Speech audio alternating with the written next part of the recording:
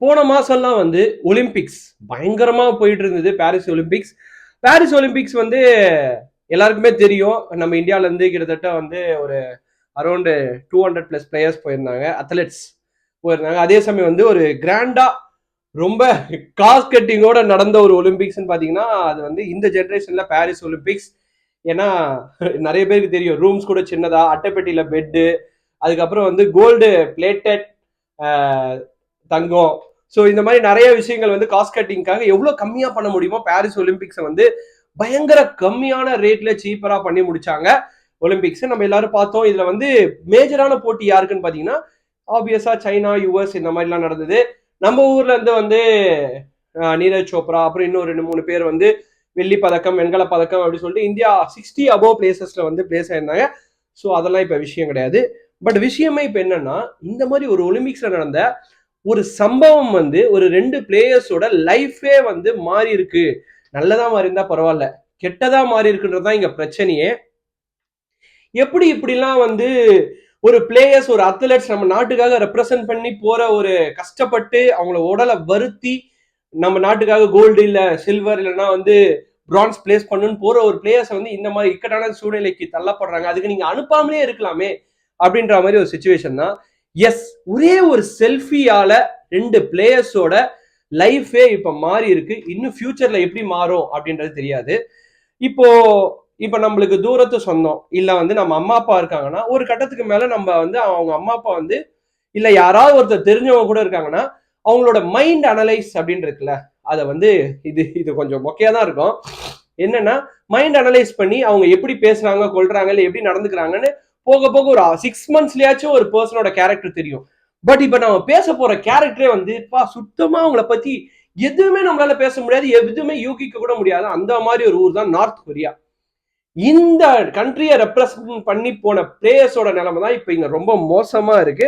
S, இது என்ன காரணம் அப்படின்னு பாத்தீங்கன்னா, நான் முதலே சொன்ன மாதிரி பிரான்ஸ் பாரிஸ்ல நடந்த இந்த ஒலிம்பிக்ஸ்ல ஏகப்பட்ட நாடுகள் வந்து பார்ட்டிசிபேட் பண்ணாங்க, நிறைய கோல்டு வின் பண்ணாங்க, நிறைய சில்வர்ஸ், நிறைய பிரான்ஸ் எல்லாமே வின் பண்ணாங்க. பட் நார்த் கொரியா அவங்களும் மெடல்ஸ் பிளேஸ் பண்ணியிருக்காங்க. அவங்க பிளேஸ் பண்ண மெடல்ஸால தான் இப்ப பிரச்சனையே. அதாவது அவங்க இந்த பிளேயர்ஸ்க்கு வந்து ப்ராப்ளம், அவங்க வந்து அது ஏதாவது எக்ஸ்ட்ரா ட்ரக் எடுத்திருக்காங்க, இல்லைன்னா வந்து எக்ஸ்ட்ரா வெயிட் இருந்திருக்காங்க. நம்ம இந்தியாவில் நடந்த கான்ட்ரவர்சி அந்த மாதிரிலாம் எதுவுமே கிடையாது. கான்ட்ரவர்சி என்னன்னா, ஒரு செல்ஃபி எடுத்தது அது ஒலிம்பிக்ஸ்க்கு கூட ப்ராப்ளம் கிடையாது, அந்த நாட்டில் இருக்கவங்களுக்கு ப்ராப்ளம். பொதுவாகவே நார்த் கொரியா அப்படின்னா ஒரு சர்வாதிகார நாடு. அவங்க சொல்றதுதான் விஷயம், அவங்க சொல்றதுதான் சட்டம், அவங்க கேட்கறது தான், நீங்க என்ன சொன்னாலும் பண்ணணும். அது வந்து ஒரு இரும்பு திரை கொண்ட ஒரு நாடு. அங்க என்ன நடக்குது அப்படின்றது வெளியில தெரியவே தெரியாது. ஒரு 2 years முன்னாடி கூட வந்து பட்டினி பஞ்சம் உருவான நிலையில கூட இல்ல, அவங்களோட கீழே விழுந்தா கூட மீசையில மண் ஒட்டாது அப்படின்வாங்கல்ல, அந்த மாதிரி வந்து பட்டினி பஞ்சம் உருவானும் போது கூட அவங்க வந்து வெளியில எதுவுமே கேட்காம உள்ளேயே பரவாயில்ல, இறந்தா கூட பரவாயில்லன்னு சொல்லி அப்படி ஒரு இரும்பு திரை கொண்ட நாடா மெயின்டைன் பண்ணிட்டு இருந்தாங்க. அதுக்கு முன்னாடி கொரோனா காலையில 10:10க்கு ஃபர்ஸ்ட் கேஸ் ரெஜிஸ்டர் ஆகுது, 10:20க்கு 2வது கேஸ் ரெஜிஸ்டர் ஆகுது, 10:30 மணிக்கு 2 கேஸும் இறந்து போறாங்க அப்படின்னு சொல்லி செய்தி வருதுன்னு சொல்லி நம்ம நிறைய மீம் பார்த்துருக்கோம், நிறைய நியூஸ் பார்த்துருக்கோம். அந்த அளவுக்கு வந்து ஒரு கொடூரமான கண்ட்ரி தான் நார்த் கொரியா. அங்க இருக்கிற ஒரு சின்ன மக்கள் கூட வந்து நார்மலா வாழ முடியாது, அவ்வளோ நேரம் வேலை செய்யணும். ஒரு சின்ன ஹேர் கட் கூட வந்து அவங்க சொல்ற நார்ம்ஸ்ல தான் பண்ணணும். ஒரு சின்ன டிவி பார்க்கறது, இன்டர்நெட்லாம் என்னங்க, இன்டர்நெட்டே கிடையாது அப்படின்ற மாதிரி தான் அவங்க ஒரு சர்வாதிகார நாடு. அவங்க என்ன பண்ணிருக்காங்க அப்படின்னு பாத்தீங்கன்னா, பொதுவாகவே நார்த் கொரியாவை பத்தி நம்ம இப்ப பேசின வரைக்கும் தான் கம்மி தான். அவங்க என்ன பண்ணிருக்காங்கன்னா, பிளேயர்ஸ் அனுப்புறதுக்கு முன்னாடி இவங்க 2 பேர் வந்து Ri Jong Sik, Kim Kum Yong, இவங்க வந்து table tennis players of North Korea representing in Olympics. இவங்களுக்கு வந்து ரூல்ஸ் போடுறாங்க. அதுக்கு முன்னாடி இன்னொரு ரூல்ஸ் சொல்றேன். நார்த் கொரியா வந்து சவுத் கொரியாவோட பரம எதிரினா சும்மா கூட நீங்க பேசிக்க கூடாது, பாத்துக்க கூடாது, எல்லையில நின்று கூட வந்து இங்க இருந்து அவங்க கிட்ட வந்து சிக்னல் கொடுக்க கூடாது. சப்போஸ் ஏடாவிடமா ஏதாவது பண்ணாங்கன்னா, சவுத் கொரியா ஒரு ஃப்ரெண்ட்ஷிப் மெயின்டைன் பண்ற ஒரு நாடு. ஸோ வந்து அந்த அளவுக்கு ஸ்ட்ரிக்டான ரூல்ஸ் எல்லாம் கிடையாது. பட் நார்த் கொரியால இருந்து யாராவது மிலிட்டரி பர்சன்ஸ் பார்த்தாங்கன்னா டக்குன்னு சுட்டுருவாங்க, ஷூட் பண்ற அளவுக்கு அவங்களுக்கு வந்து பவர் கொடுத்து வச்சிருக்காரு அந்த ஊரோட பிரசிடென்ட் கிம் ஜுவாங். இந்த பேர் நிறைய இடத்துல கேள்விப்பட்டிருக்கோம், பார்த்திருக்கோம். ஒரு சின்ன பிரச்சனைக்கு கூட பெரிய தண்டனை கொடுக்கிற அளவுக்கு வந்து தன் கையில வந்து சர்வாதிகாரத்தை கொண்டுள்ள ஒரு ஸ்ட்ராங்கஸ்ட் கண்டெண்டர் இந்த சைட்ல வந்து நார்த் கொரியா, இந்த சைட்ல சவுத் கொரியா, இந்த சைட்ல ஜப்பான், இவங்க எல்லாரும் இருந்தும் எல்லார்கிட்டையும் ஒரு பகமை, அதாவது எல்லாரையும் எதிரியாதான், நான் யாரையுமே ஃப்ரெண்டா பார்க்க மாட்டேன் அப்படின்னு சொல்லி பார்க்கக்கூடிய ஒருத்தர். அமெரிக்கா அவ்வளோ பிரச்சனை பண்ணி அமெரிக்காவையே, ரஷ்யா அமெரிக்கானே வந்து வேர்ல்டு ஃபுல்லா அட்லீஸ்ட் கொஞ்சம் மரியாதையாச்சும் கொடுப்பாங்க. இந்த மாதிரி பண்ணாதீங்க அப்படின்னா ஏதோ ஒன்று காது கொடுத்து கேட்பாங்க. பட் நார்த் கொரியா, நீங்க வந்து இந்த மாதிரி மிசைல் டெஸ்ட் பண்ணாதீங்க, இந்த மாதிரி நியூக்ளியர் டெஸ்ட் பண்ணாதீங்கன்னா அதை தான் பண்ணுவோம் அப்படின்னு சொல்லி வெறுப்பேற்றுவாங்க. அதுதான் நார்த் கொரியா. இதெல்லாம் தாண்டி இவங்களுக்கான இன்கம், இவங்க எப்படி இதெல்லாம் மெயின்டைன் பண்றாங்கன்றது இன்னுமே ஒரு பெரிய கொஸ்டின் மார்க். வெளியில எதுவுமே ரிவீல் பண்ண மாட்டாங்க. ஸோ அதெல்லாம் ஒரு பட்சம் இருக்கட்டும். இப்போ அவங்க நார்த் கொரியா, சவுத் கொரியா, நான் முதல்ல சொன்ன மாதிரி நார்த் கொரியால சவுத் கொரியால போடுற டெலிவிஷன் ப்ரோக்ராம்ஸை வந்து பார்க்க கூடாது அப்படின்ற ஒரு ரூல் இருக்கு. மீறி வந்து நீங்க சவுத் கொரியால போடுற ஏதாவது ஒரு டெலிவிஷன் ப்ரோக்ராம்ஸ் ஏதாவது இல்லீகலா கூட நீங்க பாத்துட்டீங்கன்னா மரண தண்டனை. பாத்துங்க, வெறும் டெலிவிஷன் ப்ரோக்ராம்ஸ்க்கே மரண தண்டனை கொடுக்குற அளவுக்கு ஸ்ட்ரிக்டான ரூல்ஸ் கொண்ட நாடுதான் வந்து நார்த் கொரியா. எஸ், நம்ம ஊர்ல வந்து ரொம்ப ரொம்ப ஸ்ட்ரிக்டான ரூல்ஸ் என்ன தெரியுமா? 12 வருஷம் ரேபிஸ்டுக்கே. அதெல்லாம் செகண்டரி, நம்ம அதெல்லாம் பாலிடிக்ஸ் பேச வேணாம், சம்டைம்ஸ் பேசுவோம். இதுல என்ன ப்ராப்ளம் அப்படின்னா, இவங்க இங்க இருந்து ஒலிம்பிக் பிளேயர்ஸ் போகும்போதே என்ன சொல்லியிருக்காங்கன்னா, நீங்க வந்து எந்த ஒரு நாட்டு வீரர்களோட, ஸ்பெஷலா சவுத் கொரியா, ஜப்பான் இந்த மாதிரி நாட்டு வீரர்களோட ஃப்ரெண்ட்ஷிப்பா இருக்கக்கூடாது அப்படின்னு சொல்லியிருக்காங்க. பட் ஒருத்தவங்க கிட்ட பேசாம எப்படிங்க இருக்க முடியும்? ஒரு கேம் நடக்குது, ஒரு அம்பையர் கிட்ட இல்ல ஒரு பேசிக் பிளேயர்ஸ் கிட்ட ஒரு கை கொடுக்க கூட எப்படியா இல்லாம இருக்க முடியும்? இந்த பேசிக்கான சென்ஸ் கூட இல்லை அப்படின்றதுதான் நார்த் அமெரிக்கா. அதெல்லாம் நம்ம பெருசா பேச வேணாம்.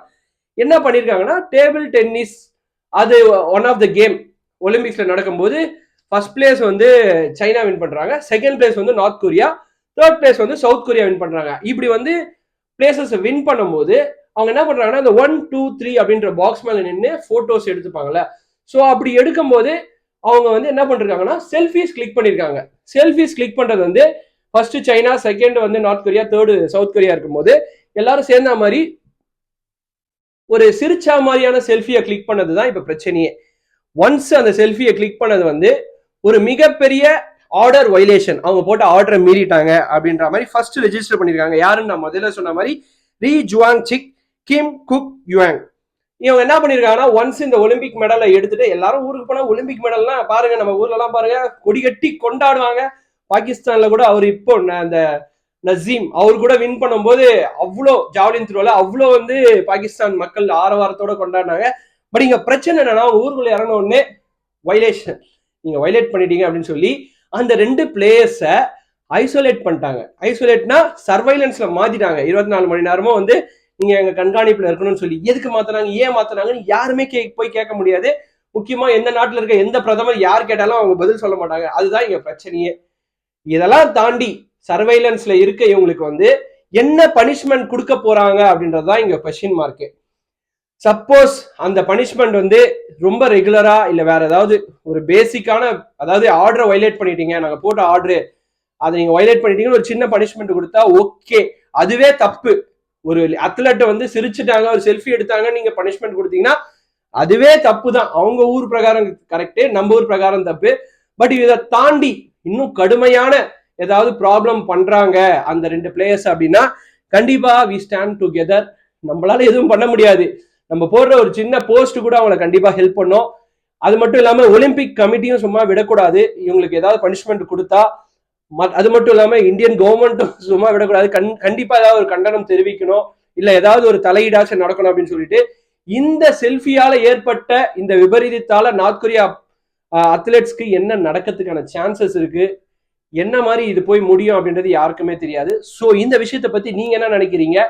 ஸ்பெஷலா கிம் ஜுவாங்கும் அதே சமயம் வந்து நார்த் கொரியா அவங்களோட ரூல்ஸை பத்தி நீங்க என்ன நினைக்கிறீங்கன்ற கமெண்ட் செக்ஷன்ல மென்ஷன் பண்ணுங்க. This Vijay Karthik signing off tata bye bye. See you. தண்ணியை கம்மியாக யூஸ் பண்ணுங்க, பிளாஸ்டிக் யூஸ் பண்ணுங்க. பாபாய்.